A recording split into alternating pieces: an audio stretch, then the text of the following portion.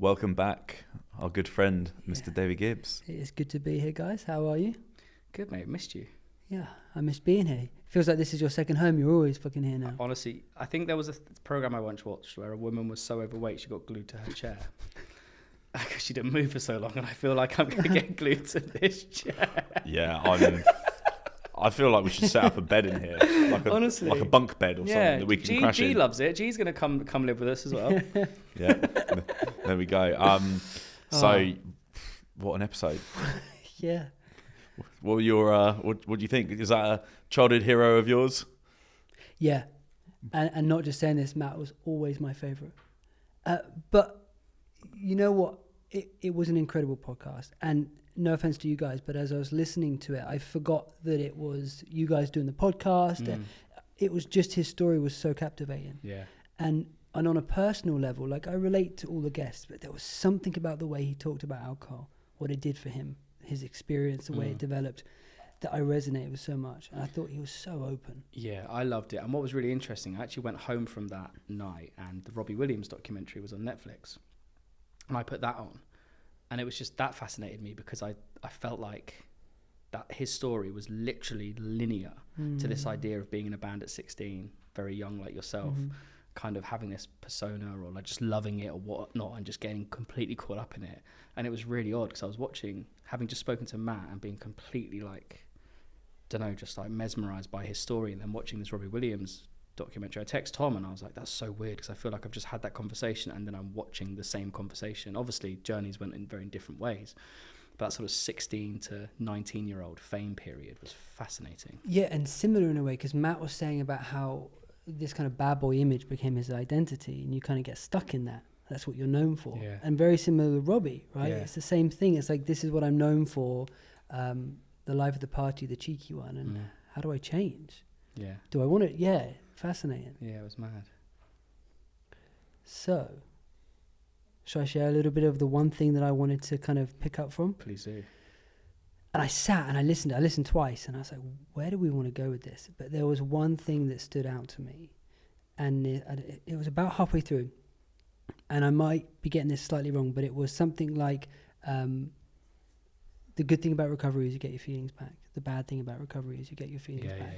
Yeah. And that is a really popular saying in the recovery movement, but it holds so much truth. So I wanted to just deep dive on that bit for a bit, and just to kind of explore what it means. If we start with the bad thing about recovery is we get our feelings back, right? If emotions are intense, and when we drink, we have this way of reducing their intensity. They become like a buffer, like a shelter from the storm of life. And it can be really effective in the short term. And so when we get sober, we're suddenly confronted with anxiety and shame and fear and anger full force. And so that early kind of few months, even the first year of sobriety, can be a lot because suddenly we feel for the first time. And we've spoken about this before, but every single time we take we feel an emotion, we end up learning to take a drink. Yeah. So to suddenly feel alive is actually a really uncomfortable thing. So that's the bad part. But the good part of getting our feelings back is emotions are adaptive. Like they're meant to guide and govern our lives. They have a purpose. If you think about it, they signal to us what's important. They alert us to what's dangerous. They tell us when our boundaries have been crossed. They signal to other people that we're in distress or we might need help. They become, or they are, like an anchor or a compass in our lives. They orientate us. So when we drink and numb our connection to those emotions, we kind of lose our way. We become lost. And I think that's why so many of us wake up after years of drinking so far from home. So far from who we thought we'd be, the life that we wanted, the person we thought we'd become. And so when we get our feelings back, suddenly we're reconnected to that. We can suddenly feel what's right for us, what's important, where do we want to go, where do I want to move. It's like we're actually there in our own lives living it. Yeah. So yes, it is intense to have that experience in early sobriety, and we should honor that. But the payoff is incredible because we get agency back in our lives. Yeah. So it's well worth the... Yeah, I'd love to know actually, and this is a very open-ended stat, but I would love to know the amount of people that have gone sober and changed the course of their life. And I don't mean that necessarily like in a positive way, but people that have gone sober and gone, I actually don't like my job, or maybe the way I've been treated in my relationship isn't right, or maybe I'm going to go do something new. When you get out of that cloud and you have, like you say, that agency back, I'd love to know the percentile of people that make life-changing decisions. I did. About a year in, I was like, I know what's right for me now. I'm going to make some big decisions, one of which was focusing a lot of energy into something like this because I wanted to help people. And I'd love to know what that's meant for a lot of people that have gone sober, because I do think it gives you that clarity and that ability to, like you say, face the scary stuff, but actually go, I can combat the scary stuff by making change, rather than I'm just going to run away from the scary stuff by getting fucked up. I mean, I think you talked about it before as well, David. It's like when you stop drinking, there's that word possibility that becomes to the front of your mind, where I think everything that you kind of thought before, I can't do that, suddenly you're like, well, I've managed to conquer this, so a lot of stuff's possible. So I think you're right, Jamie. I think there's probably a massive proportion of people, I would like to think, that would then evaluate everything else that's going on in their life, because you have that, I think you're just more clarity, isn't it? Yeah. You're able to think straight. And I really resonate with what you just said as well about the feelings, because I almost feel like my feelings have amplified. So the good feelings that you get are great. You know, when you're really alive, like for me in summer, like doing the holiday in Switzerland, for example, and having all those moments with, you know, Sarah and my son, you know, I felt so alive in those kind of, in that week of being away. But then, you know, when you have challenging moments like the death of my brother-in-law, I feel that those feelings have amplified more, whereas I would have reacted in a previous life from just going and drinking and distancing myself from those feelings. But, you know, at the moment I'm in the thick of dealing with them, and they're intense, you know, and it's hard, you know, probably harder than I'd imagined it would be. But, you know, that's the beauty of being alive, isn't it? Without getting too philosophical, it's, you know, take the rough with the smooth.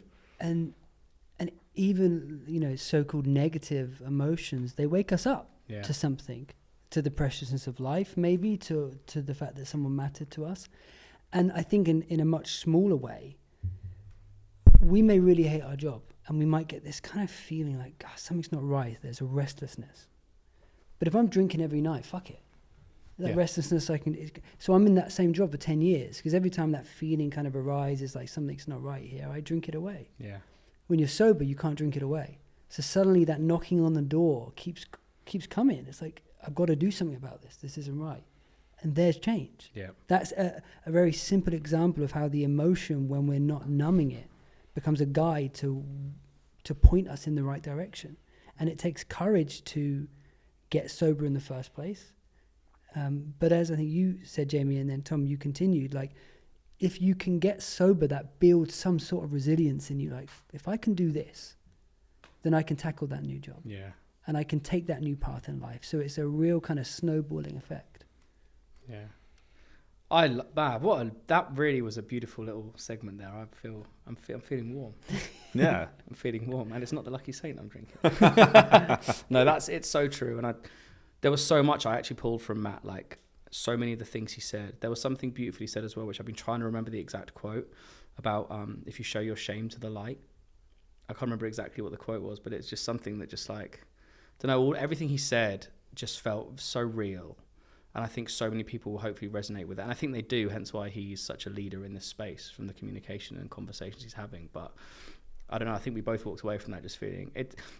Every guest we have brings us something new, and you on board something. But I just thought Matt's story was amazing because he just spoke so eloquently about it. And I also thought the story about how he fell back into his cocaine addiction for the second time was just really fascinating, because he was so open about that, and you know, obviously had the guilt about doing it and hiding it from his wife and writing letters and everything about it. Like, I don't know, I think all of us just pulled something from that. God, that just reminds you of the kind of 12-step cunning, baffling, powerful.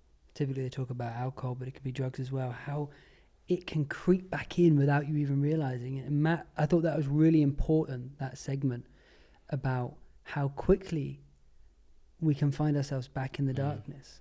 How our mind can lie to us.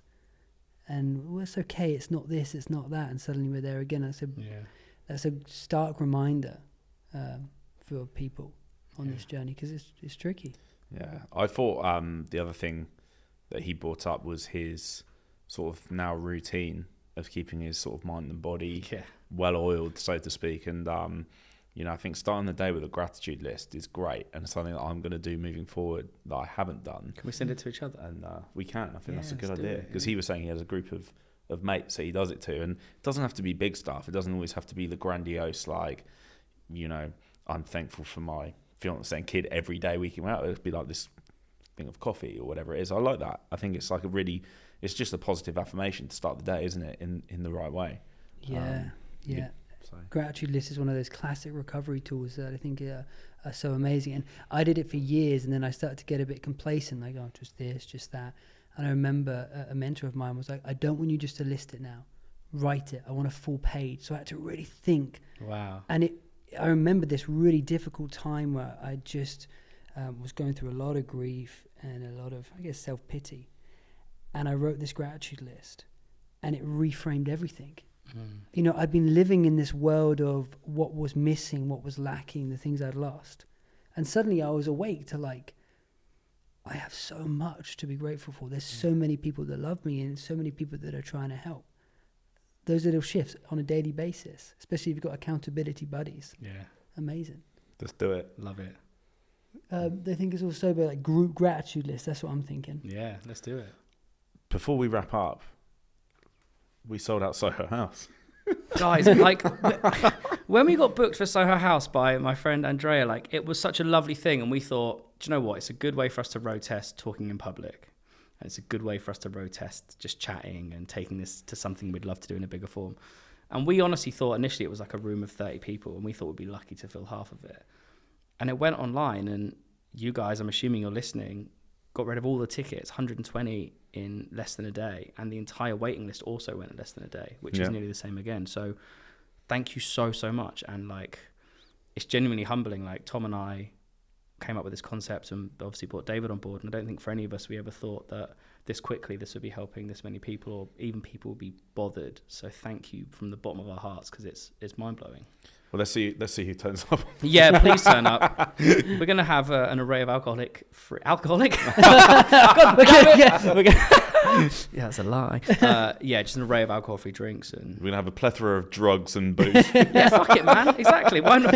But that could be the show. I'm gonna live relapse. It could be like, imagine this whole podcast has been like a Tracy Emin art. So, like, we've done this whole podcast just to relapse live.